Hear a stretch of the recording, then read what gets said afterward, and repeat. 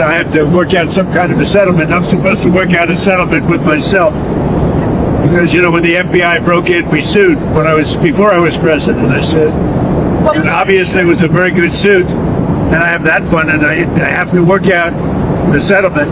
Have you instructed Pam Bondi on how to handle that? Well, I think what we'll do is do something for charity. Well, we're thinking about doing something for charity, where I'll give money to charity.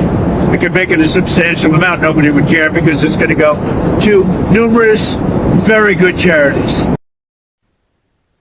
Yeah, first of all, you're not supposed to do a settlement with yourself. You are just corruptly doing a settlement with yourself because you're suing the federal government and thereby stealing taxpayer dollars. You're not supposed to be doing any of what you're doing. So don't speak about it in the abstract, but I guess nobody will care. I mean, it's for charity.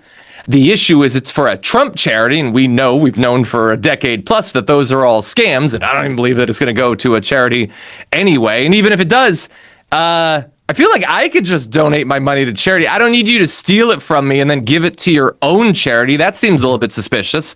But the issue is that a lot of MAGA probably won't mind him robbing them because they've become so used to it. They get robbed by him constantly with the campaign donations and everything when he's a billionaire who could obviously pay for his own elections. And so the idea that he is going to sue America and then tell Pam Bondi how much he wants to be given, that should be enough for him to be impeached and removed from office, but it probably won't be. So let's add on some more corruption to that. We just found out more details about a UAE firm that quietly took a stake in the Trump family's crypto company. A small stake. It was only $500 million.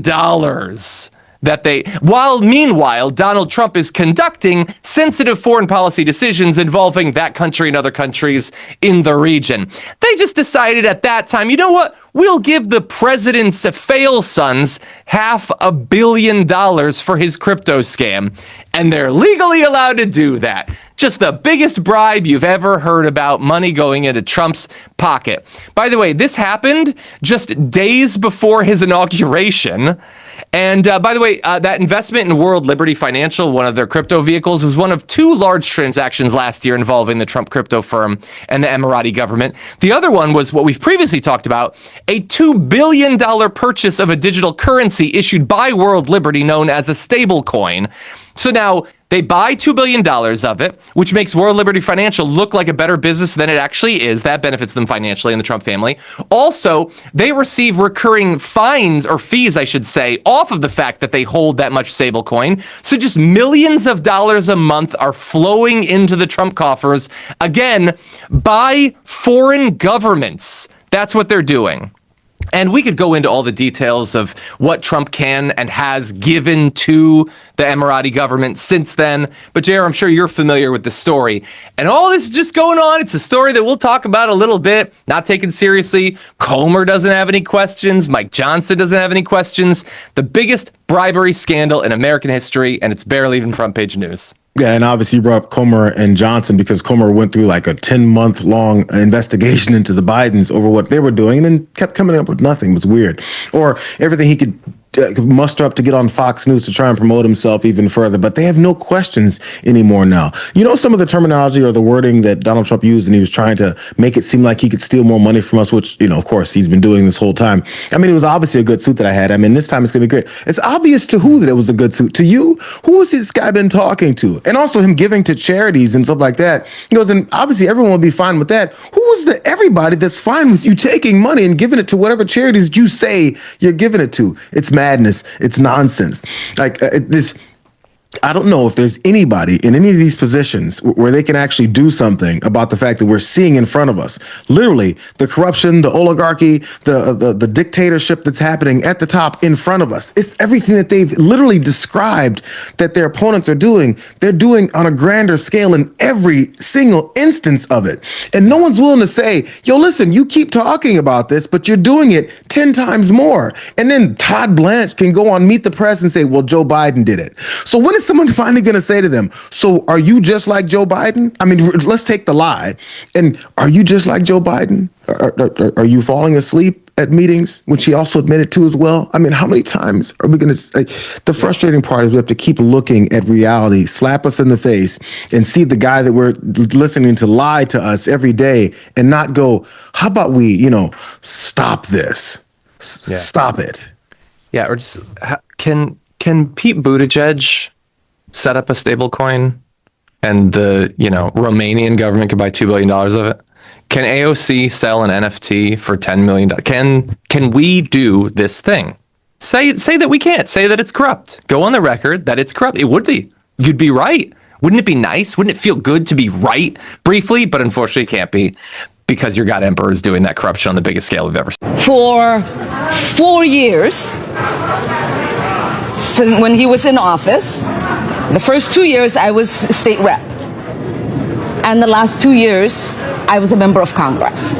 It was maybe my second or third week when he started attacking me. I became a freshman who nobody should have actually known I existed because I wielded no power, to having the most death threats of any member of Congress. To the point where I had to have 6 Capitol Police officers providing 24-hour detail to me and my family. He left office. Well, he was defeated. And Biden got elected. And for 4 years, it almost plummeted. Then he came back into office and he reassumed his vitriol. And now, my death threats are the highest of the members of Congress. And that is actually a pretty high bar at this point because threats in general have become so common. The number of threats related to Congress rose for a third consecutive year in 2025, spiked to the highest level in years. Capitol Police said that it investigated just shy of 15,000 cases last year, up from about 9,500 cases in 2024. So it didn't just go up. It went up by nearly 50%. And the year before that, I think it was in the 7,000. So it has really been going up. And think about that. First of all, why there's so many threats. And a lot of that has to do with anonymity on social media. A lot of it has to do with a lot of these social media sites just incentivizing people to be absolutely terrible to each other. But particularly for Representative Omar, why would she get the most threats? She doesn't have massive tenure. She's not in charge of important committees. She's a progressive in the House. She has barely any power at all. She's in the minority party over the last year. The only explanation as to why she would have gotten so many threats instantly as an incoming freshman is specifically because of the fact that she was demonized, principally by Donald Trump, but also by every other right-winger in media. Fox News constantly talking about her, and not just her. They lost their minds, and they have not regained their minds ever since 2018 when so many of them were elected, based purely on identitarian, triggered freaking out. They've lost their minds. And that is why they have so many threats. That's why they have so much inconvenience in their life. That's why they have so much cost in their life associated with it. And that leads us, of course, to the most recent attack. Here she is talking about why that guy attacked her. And last night, the man that attacked me was specifically upset that Trump's order to deport Somalis was not yielding enough deportations of Somalis. So he wanted to come get the person he thought was protecting the Somalis. Well, we are protected by the Constitution. That's right. I'm sorry to tell you the truth.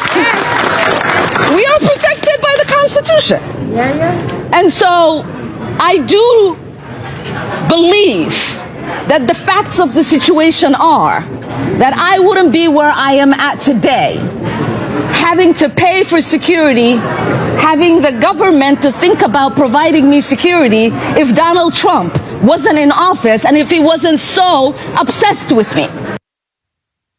100%. If Donald Trump were to hypothetically drop dead right now, the vitriol would definitely drop. Not instantly, necessarily, and certainly Fox News would talk about it, Jesse Waters would talk about it, Laura Ingraham or whatever. But you would not have the literal president of the United States telling his millions of cultists to believe all these insane conspiracy theories about her and to believe that she should be deported or whatever. some other solution to the mere existence of her. And there should be consequences for this. There are consequences for the targets of his vitriol, the targets of his conspiracy theories. And we've seen that, not just for Omar, who was assaulted there. Maxwell Frost was assaulted. Paul Pelosi's skull was cracked open. Melissa Hortman, her husband, were gunned down. Tim Walz was on a list. Gretchen Whitmer got kidnapped. There's lots of violence to go around. Just the people doing the inspiring of the violence never seem to suffer any consequences whatsoever for doing that. Sorry, again, I'm making so many mistakes here. There are consequences for them, positive ones. Audience share, money, views, subscribers, all of that for them goes up because they know their base wants the vitriol. They want the conspiracy theories. They want the 2-minute but never-ending hate against these people, and perhaps none more so than against Ilhan Omar. I don't know what would be done about this, what could be done in our country about this. But a serious country doesn't tolerate this sort of thing, especially knowing where it's heading. Thankfully, this time it was just spraying her with what they now think was apple cider vinegar, which is utterly deranged that he did that. Why would he do that specifically? But next time it might not be. And we could do something to stop it before it gets to that point. But people like Donald Trump don't want us to. When your company is growing fast, damage control is essential, especially in order fulfillment. Before ShipStation, we'd spend hours tracking orders and following up with customers. Now, our team has cut that time in half.